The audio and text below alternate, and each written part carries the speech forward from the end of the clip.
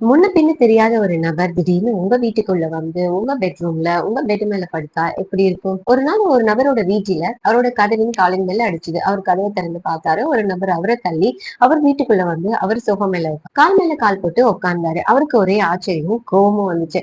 என்னோட வீட்டுக்குள்ள என்னோட அனுமதி இல்லாம உள்ள நுழைஞ்சதும் இல்லாம சோஃபா மேல உட்காந்து கால் மேல கால் போட்டு உட்கார்ந்துருக்கிறே, நீ யாருன்னு கேட்டாரு.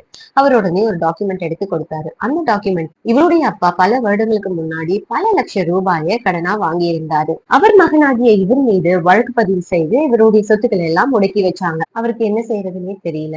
அவருடைய எல்லா சொத்தும் வழக்குல இருக்கு. வழக்கு முடியிற வரைக்கும் அவரால் அவர் வீட்டுக்கும் போக முடியாது. அவருடைய ஒரு ரூபா கூட அவரால் பயன்படுத்த முடியாது. அவரோட பர்ஸ் எடுத்து பார்க்கும்பொழுது அதுல ஒரு துண்டு சீட்டு இருந்துச்சு. அந்த துண்டு சீட்டை எடுத்து பிரிச்சு பார்க்கும்பொழுது அதுல அவங்க அப்பாவுடைய கையெழுத்து, நான் வாங்கின கடனுக்கும் என் மகனுக்கும் எந்த சம்பந்தமும் இல்லை சொல்லி அவருடைய கையொப்பம் அதுல இருந்துச்சு. அந்த சீட்டை கோர்ட்டுக்கு எடுத்து போய் எல்லா கேஸையுமே கேன்சல் செய்தாரு. அவருடைய சொத்துக்கள் எல்லாமே அவருக்கு திரும்ப கிடைச்சது. இந்த கதையில இருந்து நமக்கு என்ன தெரியுது? நம்மளுடைய நிஜ வாழ்க்கையில இந்த மாதிரியான சம்பவங்கள் நடக்குமான்னு கேட்டா தெரியாது.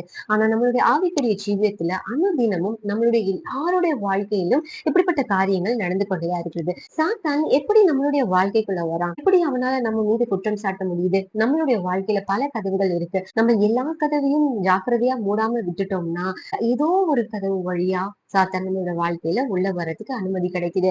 ஆனா நம்மளுடைய சுய பாவங்கள் ஒரு பக்கம் இருந்தாலும் முன்னோர் செய்த பாவங்கள், அப்படிப்பட்ட பாவங்கள் வழியா சாத்தான் நம்மளுடைய வாழ்க்கையில வர்றதுக்கான லீகல் ஆக்சஸ் அவனுக்கு கிடைக்குது. இதுதான் புலம்பல் 5:7 சொல்லி இருக்குது. எங்கள் முன்னோர் பாவம் செய்து மாண்டு போனார்கள், அவர்களுடைய பாவங்களை நாங்கள் சுமக்கிறோம்னு வேதம் சொல்லுது. வேதத்துல அப்படிதான் சவுல் அமலேக்கியர் முழுவதையும் அழிக்கும்படியா அனுப்பும் பொழுது சில மனிதர்களை விட்டு விடுறான். அந்த அமலேக்கியர்ல இருந்து வந்தவன் தான் எஸ்தர் கதையில நாம பாக்குற ஆமான். அந்த ஆமான் கடைசியா இஸ்ரவேல் ஜனங்கள் எல்லாருக்கும் ஒரு பெரிய பிரச்சனையா வந்து நின்னான். இந்த ஜெனரேஷன் வழியா ஒவ்வொரு ஜெனரேஷனும் தாண்டி வந்த ஒரு காரியத்தை எஸ்தர் 3 நாள் உபவாசம் செய்து தேவனிடத்திலிருந்து அந்த விடுதலையை அந்த காரியத்தை பெற்றுக்கொண்டாங்க. இஸ்ரவேலுக்காக தோண்டின குழியிலே ஆமானே இறந்து போனான். அமலேக்கியர் இஸ்ரவேல் வாழ்க்கையில வரவே இல்லை. சோ இதுல இருந்து நமக்கு என்ன தெரியுதுன்னா, நம்மளுடைய லைஃப்ல ஒரு பேட்டர்ன் இருக்கும். நம்ம அம்மா அப்பா பண்ணது, நம்மளோட தாத்தா பாட்டி பண்ணது, அடுத்து நாம அதே செய்வோம். நம்மளோட பிள்ளைகளுக்கும் அதை நம்ம கொடுக்கிறோம். எசேக்கியேல் 18:20 என்ன சொல்லுது? பாவம் செய்கிற ஆத்துமா ஆத்துமா சாகும். தகப்பன் செய்கிற அக்கிரமம் பிள்ளையை சுமருவதில்லை, பிள்ளை செய்கிற அக்கிரமம் தகப்பனை சுமருவதில்லை. நீதிமானுடைய நீதி அவன் மேல இருக்கும்னு வேதம் சொல்லுது. நம்மளுடைய நீதி யாரு? இயேசு கிறிஸ்து. அந்த கதையில அந்த துண்டு சீட்டு அவனுடைய எல்லா கடன்களையும் தீர்த்தது போல நம்மளுடைய எல்லா முன்னோர் சாபங்களையும் கடன்களையும் தீர்க்கிறது இயேசு கிறிஸ்துவின் ரத்தம்.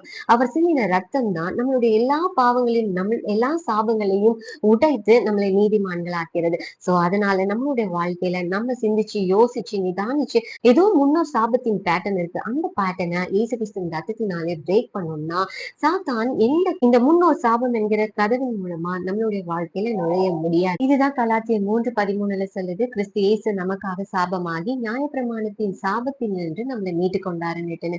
சோ அதனால நம்மளுக்கு எந்த சாபமும் கிடையாது.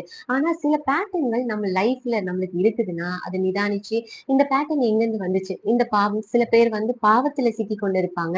சில பேர் காரணமே இல்லாம பல வருடங்களா வியாதியில பாடுபடுவாங்க. சில பேர் சைக்கலாஜிக்கலான ப்ராப்ளம்ஸ் இருக்கும் அவங்களுக்கு. சோ இப்படிப்பட்ட இந்த ஜெனரேஷனல் பேட்டர்னை நம்ம எப்படி எஸ்தர் பிரேக் பண்ணாங்களோ அதே போல நம்மளுடைய வாழ்க்கையில உபவாசம் செய்து தேவனிடத்துல இன்னும் ஐக்கியமாகி அப்படிப்பட்ட பேட்டர்ன்களை உடைக்கணும். இயேசு கிறிஸ்துவின் ரத்தத்தை நம்மளுடைய வார்த்தையில நம்மளுடைய வாயில அறிக்கையிட்டு கொண்டே இருக்கும் பொழுது அந்த ரத்தம் நம்மளையே எல்லா சாபத்துக்கும் இருந்து நீங்களாக்கி நம்மளை மீட்டுக் கொள்ளும். எந்த முன்னோர் சாபமும் நம்மளுடைய வாழ்க்கையில் இல்ல. சாபம் இல்லாத வாழ்க்கை நம்மளுடைய வாழ்க்கை. ஏன்னா கிறிஸ்து இயேசு எனக்காக சாபமானார். God bless you today.